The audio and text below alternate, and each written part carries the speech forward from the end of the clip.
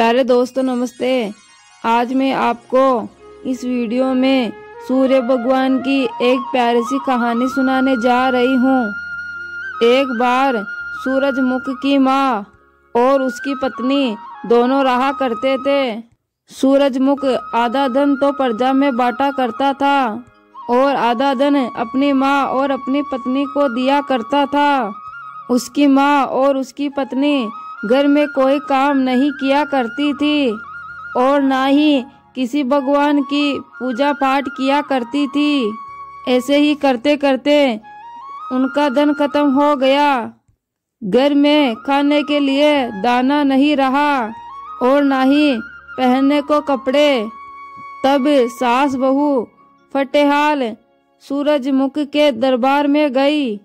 सूरजमुख के पहरेदार उसके पास आए और कहे, हे राजन, आपकी माँ और रानी माँ दरबार में आए हैं।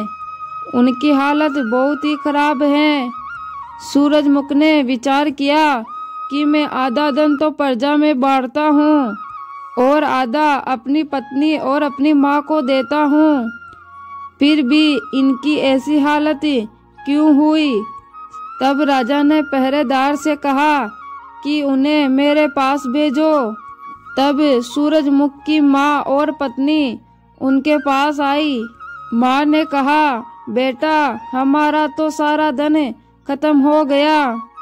हमारे पास ना तो खाना है और ना ही कपड़े हैं। तब सूरजमुख अपनी पत्नी और माँ से बोला, मैं आधा धन तो प्रजा में बांटता हूँ और आधा आप दोनों को देता हूँ। प्रजा तो इतनी सुखी है, लेकिन आप दोनों की हालत ऐसी क्यों है।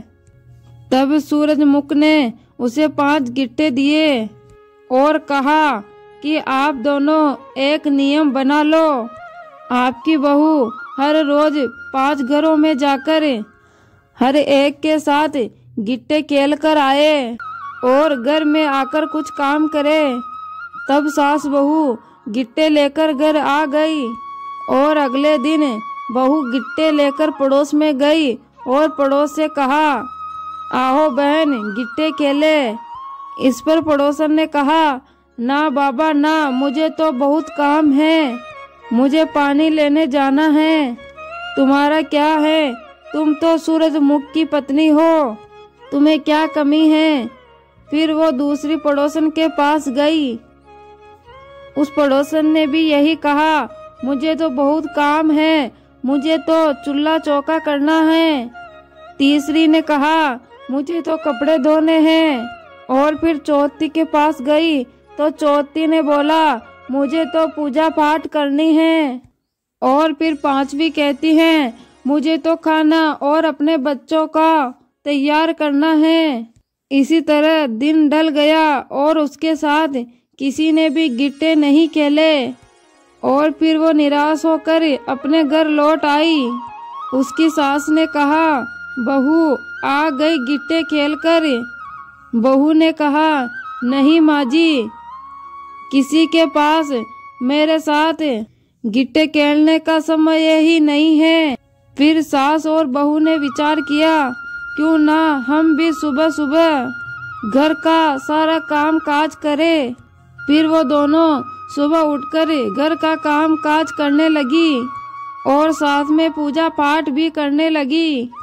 ऐसे ही करते करते उनके धन में बरकत होने लगी। कुछ समय बाद वो दोनों सूरजमुख के दरबार में गई। तब पहरेदार सूरजमुख से आकर बोले, महाराज, आपकी पत्नी और माँ आपसे मिलने आई हैं। उन्होंने बहुत ही कीमती वस्त्र पहने हुए हैं। तब सूरजमुख ने कहा, दोनों को अंदर भेज दो। तब माँ ने सूरजमुख से आकर कहा, बेटा, हम तो बहुत सुखी हैं, जो तुम हमें धन देते हो वह हमारे लिए बहुत हैं। बेटा, तुमने हमारी आंखें खोल दी। तब सूरजमुख अपनी माँ और अपनी पत्नी से कहते हैं, धन चाहे कितना भी हो, यदि हम आलस करते हैं तो वे धन घटता ही रहता है।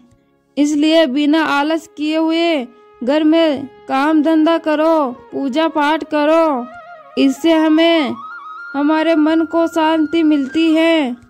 हे सूर्य भगवान, जैसे आपने दोनों सास बहू की आंखें खोली और उन्हें धन दान से पूर्ण किया, उसी प्रकार सब पर अपनी कृपा बनाए रखना।